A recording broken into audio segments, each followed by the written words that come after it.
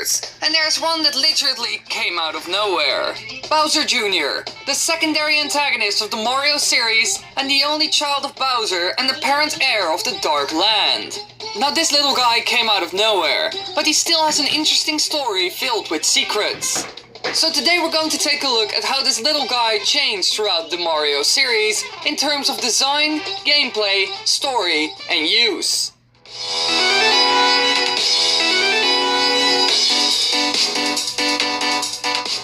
Bowser Jr. debuted in Super Mario Sunshine.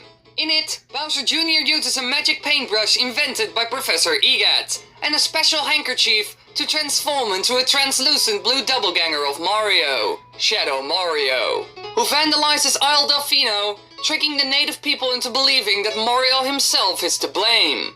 Now, in terms of story, they had to come up with something in order to introduce this new character to the series. They introduced him in a way so that people would have some sort of connection to him. Well, they started out by leaving it a mystery. After this, they would slowly build up to the reveal of Shadow Mario, who turned out to be Bowser's son. This was the perfect way to introduce this character, since we had seen other children of Bowser in earlier games. I'm talking about the Koopalings. Now, the Koopalings are adopted children. Nintendo confirmed this a long time ago, and a lot of people were actually quite sad about this. So introducing an actual related child of Bowser would fit perfectly, and further expand on the Koopa Kingdom villains. But there's one problem. Who's the mother? Well, Nintendo actually used this as a plot point for the first game where we see Bowser Jr. Bowser Jr. kidnaps Princess Peach, because Bowser, his father, said that she was his mother. Which turned out to be a lie, leaving a huge question for the fans. Nintendo didn't say who the mother really was, sparking a debate in the Mario community about who the mother could be, making Bowser Jr. a more talked about character and more interesting, which worked out great for introducing him in the series. At the end of Super Mario Sunshine, he says the following: "Someday, when I'm bigger,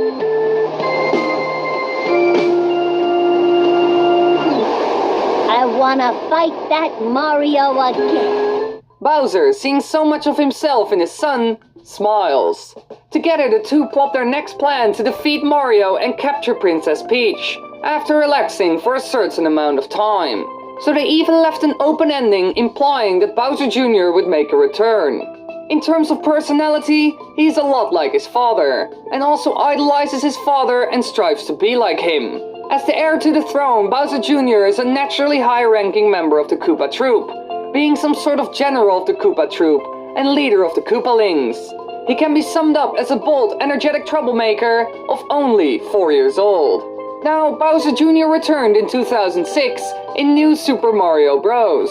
Bowser and Bowser Jr. are the main antagonists. While Bowser's forces occupy various regions, Bowser Jr. retrieves Peach. To do this, he summons a lightning cloud to set fire to Princess Peach's castle, causing Mario to go investigate, and thus leaving Peach all by herself. As a result, the young Koopa sneaks in and captures the princess.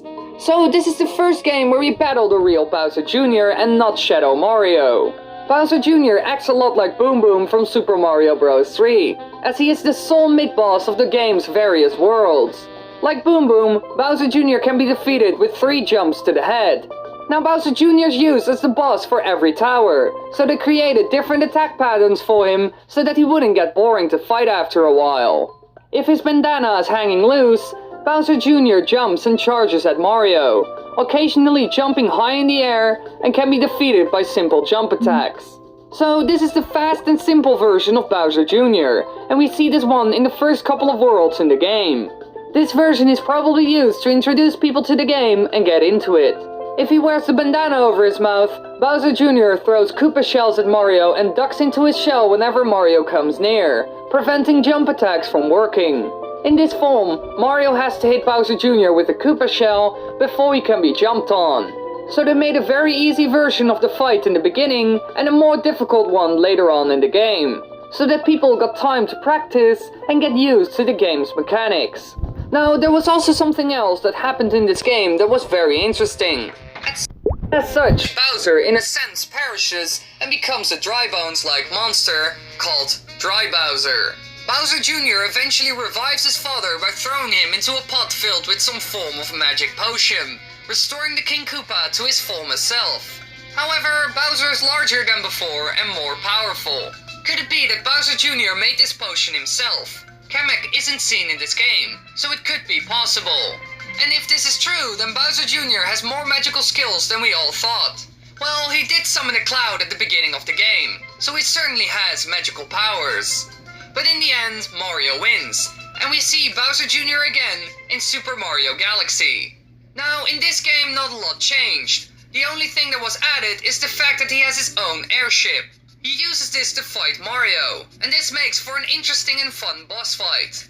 And in other games we also see him use the Koopa Clown Car, but yet again nothing really new. He also appears in New Super Mario Bros. Wii and Super Mario Galaxy 2, but nothing changed about him.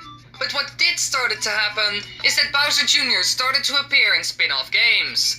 Now, many fan-favorite Nintendo characters are put into spin-off games to increase their fame and popularity. Just look at games like Mario Kart, Super Smash Bros. And Mario Party. And apparently Bowser Jr. was popular enough to be put in a lot of spin-off games. Yet again, we see him alongside his father in a lot of these games. For example, Mario Kart Double Dash. He and his father have become a real team, in the main series games, as well as the spin-off games. The Mario series also started to expand at one point, including different kinds of games with classic Mario characters. Now, don't think about games like Mario Kart, because that's not what I mean.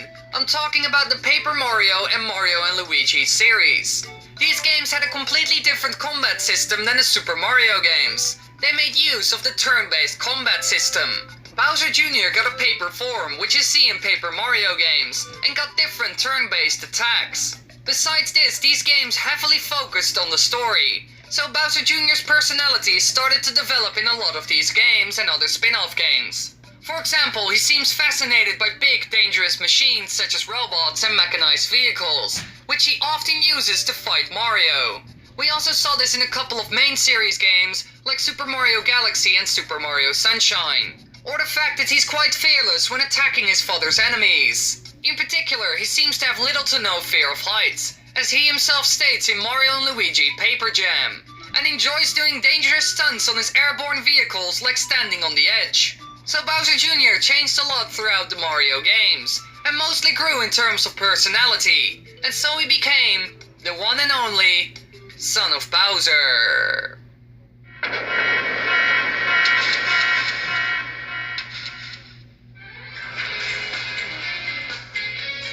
Alright everybody, this will replace Friday's stream, and I will also be coming to Comic-Con London on 29th and 30th of October. So if you're there, then we can hang out. Just follow me on social media to see where I am and when we start streaming.